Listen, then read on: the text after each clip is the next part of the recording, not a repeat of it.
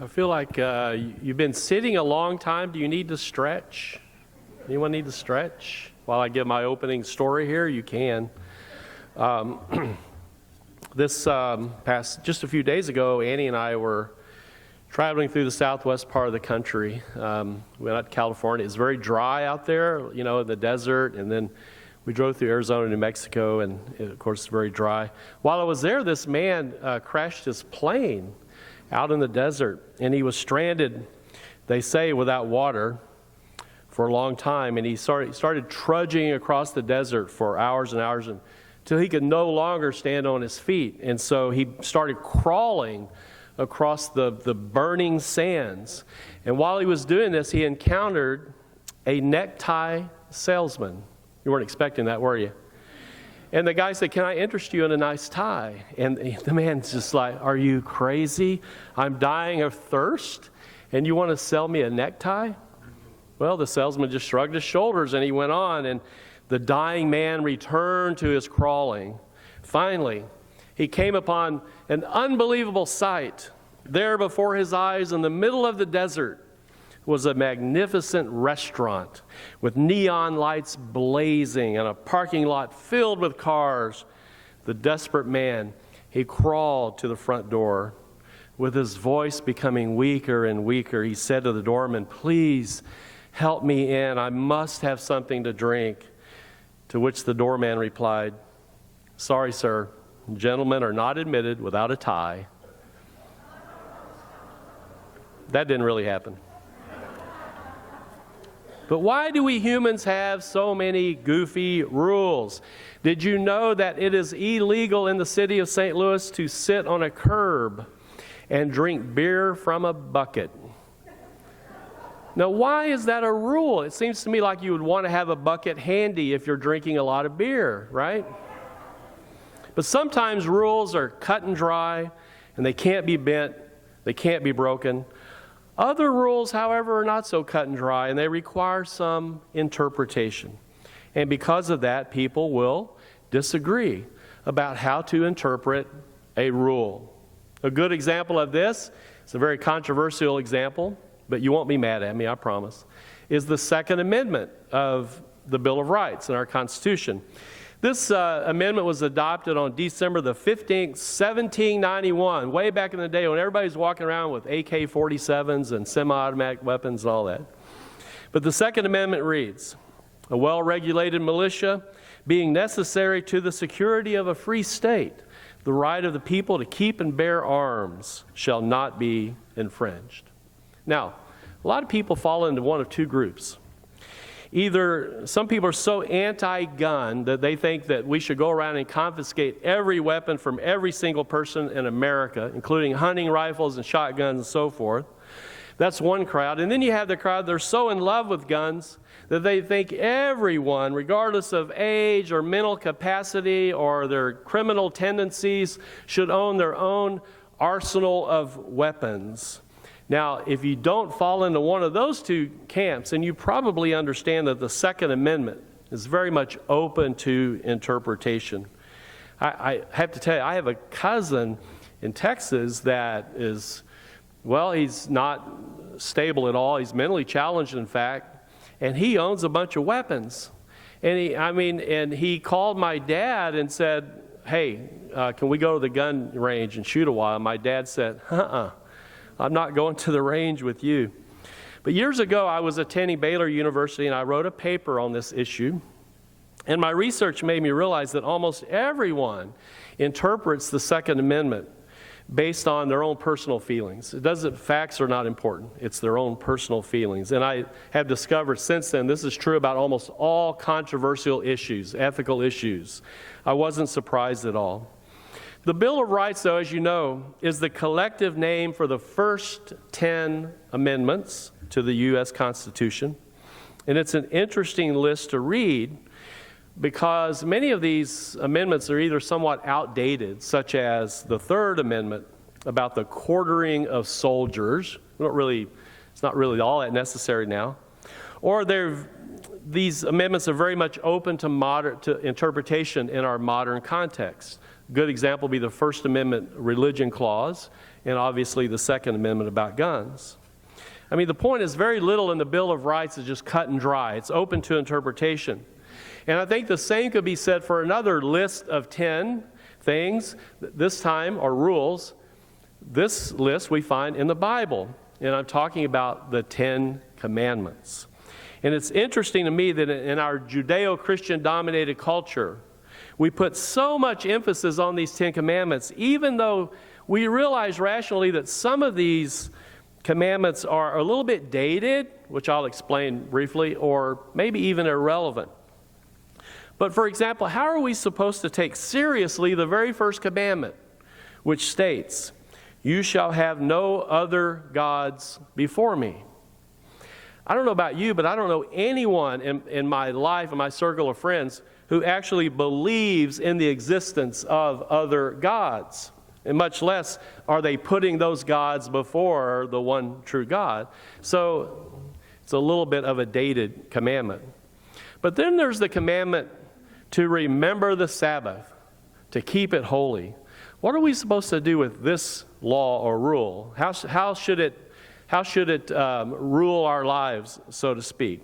I think we all agree with the notion of a Sabbath. But what does it really mean? How does it really apply to us? Interesting, people had, and they still have, different interpretations and applications of the Sabbath commandment. Even today, Jewish people disagree about how to observe the Sabbath. One issue, for example, is whether or not a Jew can drive a car to the synagogue on the Sabbath. Orthodox Jews say, no, you can't, so they walk. Conservative Jews have said maybe, and Reformed Jews have said, yes, you can. So that's clear, right? Obvious, clear application of the Sabbath law. A more ancient example of the problem of interpreting the Sabbath commandment is found in a story that we just heard from Luke chapter 13. One Sabbath day, Jesus was teaching in the synagogue, which was apparently his custom, and there was a woman in attendance who was severely crippled. She was unable to stand up straight, which that was not unusual. Even today, with our advanced medical knowledge, many people cannot stand up straight for a variety of reasons. Well, imagine living in a time before there were access to back surgery or chiropractors or anything like that. So there were a lot of people who had these kinds of issues, physical ailments. So Jesus said to her, "Woman, you are set free from your ailment." And then he laid his hands on her, which was a common method for a mystic healer in the ancient world, and even today in some places. And Luke, the writer, claims that she immediately stood up straight and began praising God, which to me, that's great news, right? Well, not so fast. Apparently, in the opinion of the leader of the synagogue, one of those control freak pastor types, it was not okay to heal on the Sabbath. I mean, come on, Jesus, you're a rabbi, you know the rules, you can't do that. So for the leader of the synagogue, whose job it was to keep things orderly and running smoothly and on time, they only had an hour, they don't have time for all this healing nonsense. He must have felt like, man, things are getting out of control. Can you imagine us getting all that excited here on Sunday morning? I would have to put a stop to that, right? Couldn't go on with that nonsense. So it was too exciting, too out of the ordinary for a typical Sabbath day. This leader apparently had to make his case rather convincingly, so he said to the crowd, there are 6 days on which work ought to be done. Come on those days and you can be cured, but not on the Sabbath day. Come on.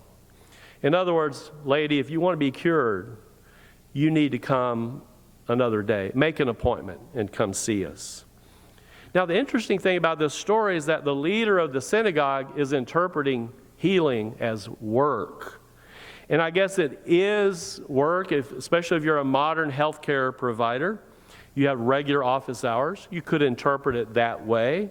But I think for Jesus and for most people who are in the healing arts, this is not just work. This is a ministry. It's a ministry.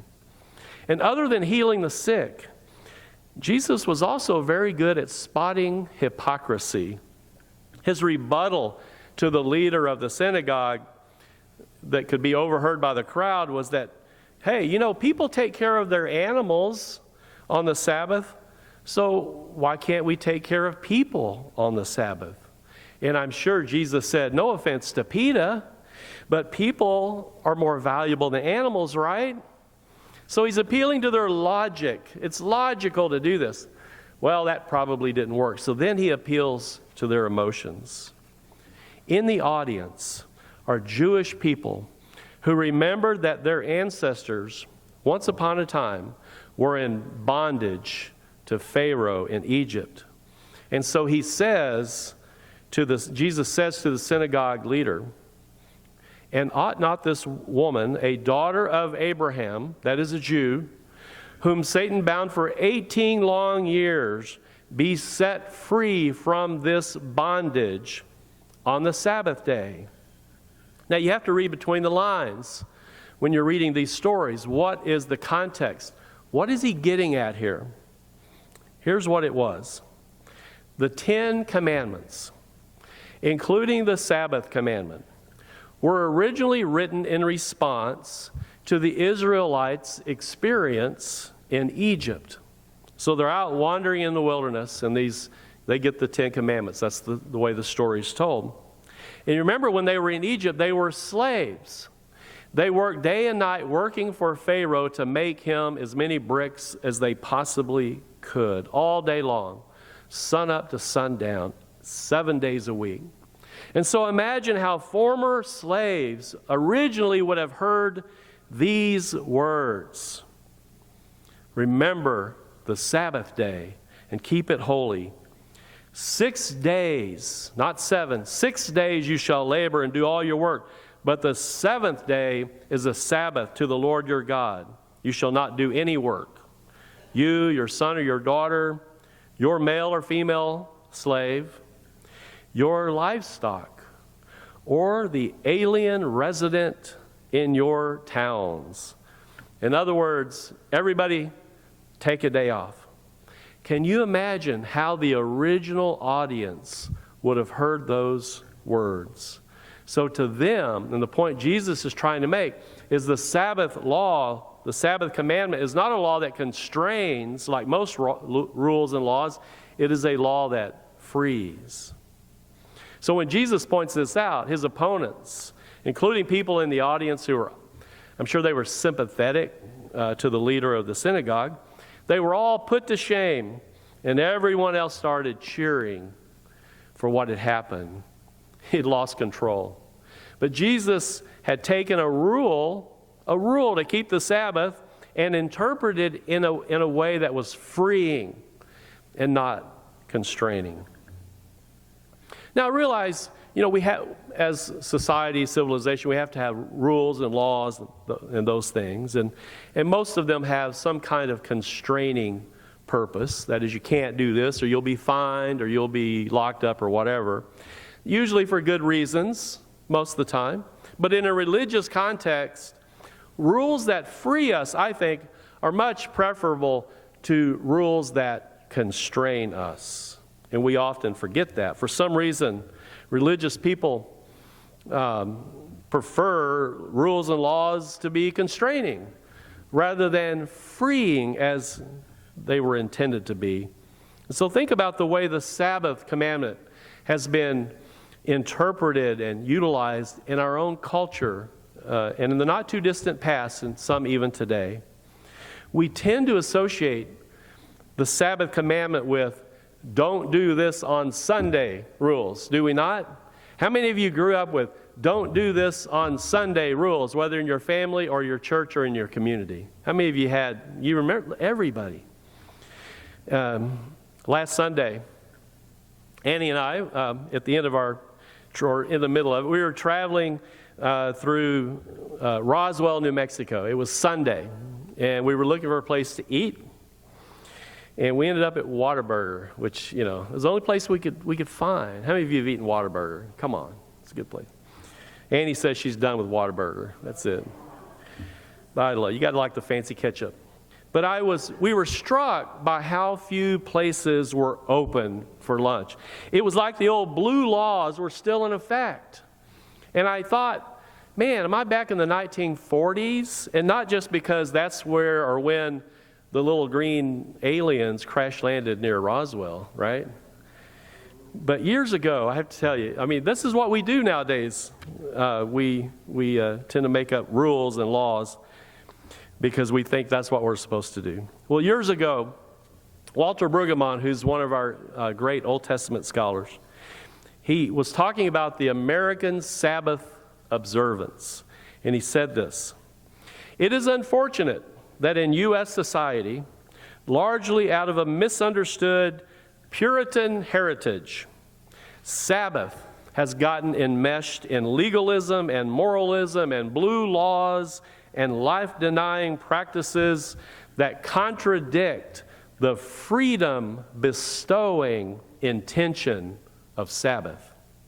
Such distortions, moreover, have led to endlessly wearying quarrels about Sunday activities, such as attending movies and card playing, and currently in my state of Georgia, purchasing liquor on Sunday." Think about it. The Sabbath, according to Walter Brueggemann, is freedom bestowing, not constraining. Tell that to the leader of the synagogue in Luke's gospel.